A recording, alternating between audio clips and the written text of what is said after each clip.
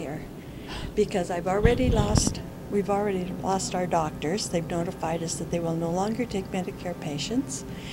And on top of that, I recently found out that now for physician visits, we have a deductible. And we were never notified of this, how much it was going to be. And so it could be $500, it could be $5,000. So, do you have a message you want to send to the Democrats? Wise up, stop all this negative advertising because I'm turning it off. And who did you vote for in the previous election?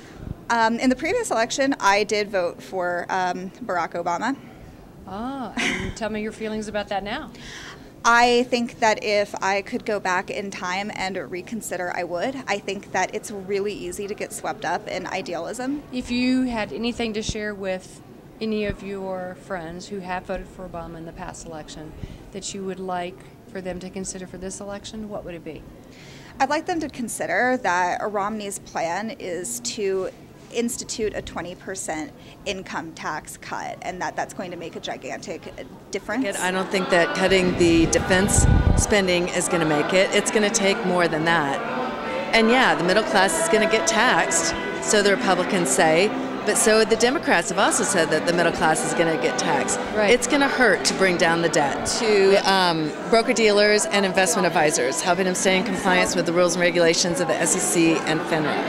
And did you build that business? I did. How do you feel when somebody tells you didn't build it? Yeah, that really makes me angry because, you know, we all build our own businesses. I mean, a lot of people do. When you are thinking about the state of our country and the state of our government as a woman, what is it that is of most concern to you? There's so many things, but one, there's too much control that the government has over my life.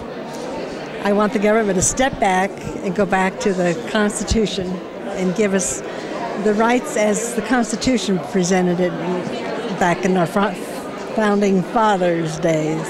I'm very concerned about our government and what is happening to our country. I have a son that's a major in the Army, and he loves our country. I love our country. I'm very concerned for our kids and our grandkids. And what concerns you most? The life that they're going to have to live if things keep going the way they are. We need a change. Oh, I think if the election goes that he has a second term, I think our country is doomed. I guess I would concur with that, and I also think the thing that concerns me a lot is the state of what the world will be like for my grandchildren.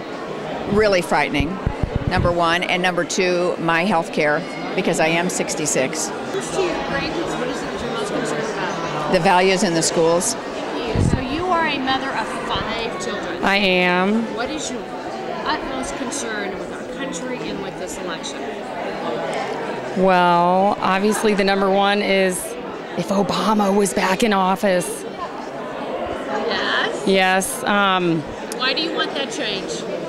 Because the economy and his moral beliefs really... What is the one concern that you want to communicate the most? It would have to be the economy. Really? Yes. In what way? It absolutely is, because I just feel as if it has to do with it's the fiber of how any business works, and that this country is operated, needs to have a business model.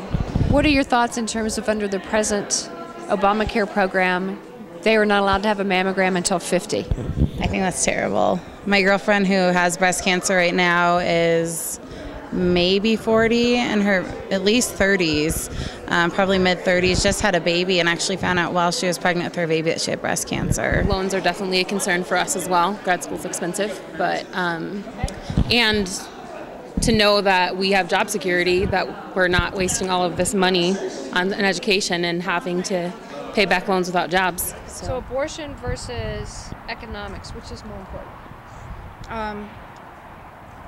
Economics, probably.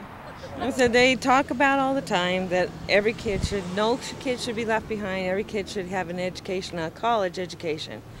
How? How do we do that when we can barely afford it and she's got to do student loans. And when she gets out of college, she's going to be paying for those for years. And I'd like to say to the government, back off.